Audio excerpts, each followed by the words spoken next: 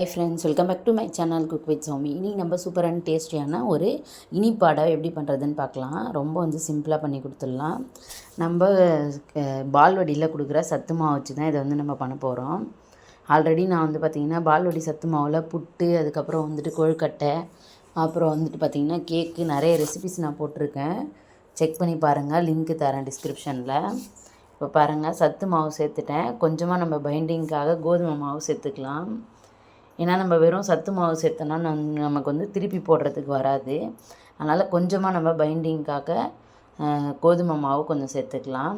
இனிப்புக்கு நாட்டு சக்கரை சேர்த்துக்கலாம். ஃப்ரெண்ட்ஸ் பாருங்கள், உங்கள்கிட்ட நாட்டு சக்கரை இல்லைன்னா நீங்கள் வெல்லம் கூட சேர்த்துக்கலாம், இல்லைன்னா சக்கரை கூட சேர்த்துக்கலாம்.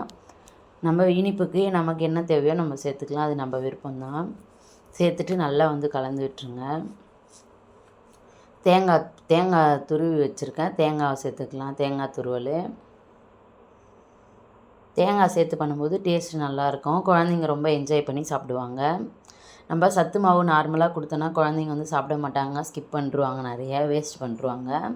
நம்ம இந்த மாதிரி டேஸ்ட்டாக நம்ம டிஃப்ரெண்ட்டாக செஞ்சு கொடுக்கும்போது குழந்தைங்களும் நல்லா சாப்பிடுவாங்க. நல்ல கரெக்டான வெயிட்டாக இருக்கும். இப்போ பாருங்கள், தண்ணி கொஞ்சம் கொஞ்சமாக சேர்த்துக்கலாம். சேர்த்து இதை நல்லா கரைச்சி எடுத்துக்கலாம்.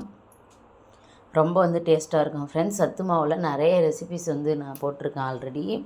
அதுவும் செக் பண்ணி பாருங்கள். கொஞ்சமாக டேஸ்ட்டுக்காக நான் சக்கரை ஆட் பண்ணியிருக்கேன். எல்லாமே பார்த்திங்கன்னா நாட்டு சக்கரை தான் ஆட் பண்ணியிருப்பேன். சும்மா கொஞ்சமாக டேஸ்ட்டு எடுத்து கொடுக்கறதுக்காக நான் பார்த்திங்கன்னா கொஞ்சமாக சக்கரை சேர்த்துருக்கேன், வெள்ளை சக்கரை. இப்போ எல்லாம் நல்லா கலந்து விட்டாச்சு. இது நல்லா நம்ம குட்டி குட்டியாக சுட்டு எடுத்துக்கலாம். குட்டி குட்டி இனிப்பாடையாக சுட்டு எடுத்துக்கலாம். சின்ன சின்னதாக செஞ்சு கொடுக்கும்போது இன்னும் குழந்தைங்க என்ஜாய் பண்ணி சாப்பிடுவாங்க. அதுக்காக தான் நான் சின்னதாக செஞ்சுருக்கேன்.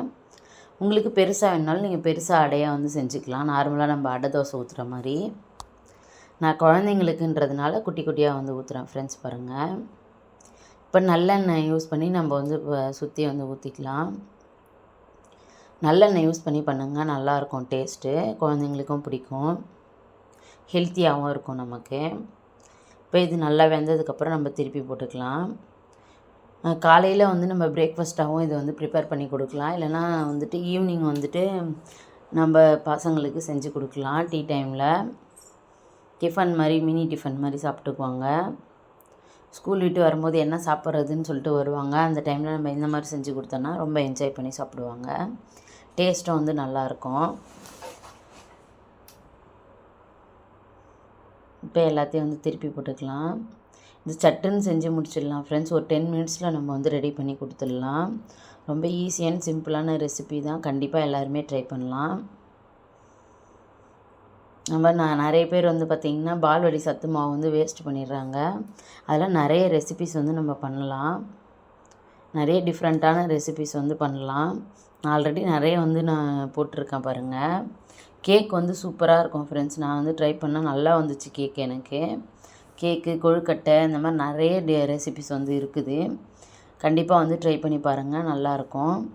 இப்போ மீதி இருக்கிறதையும் நம்ம இதே மாதிரி குட்டி குட்டியாக அடை தோசையாக ஊற்றிக்கலாம். ரொம்ப டேஸ்ட்டாக இருக்கும். இனிப்பு உங்கள் டேஸ்ட்டுக்கு ஏற்ற மாதிரி நீங்கள் சேர்த்துக்கோங்க.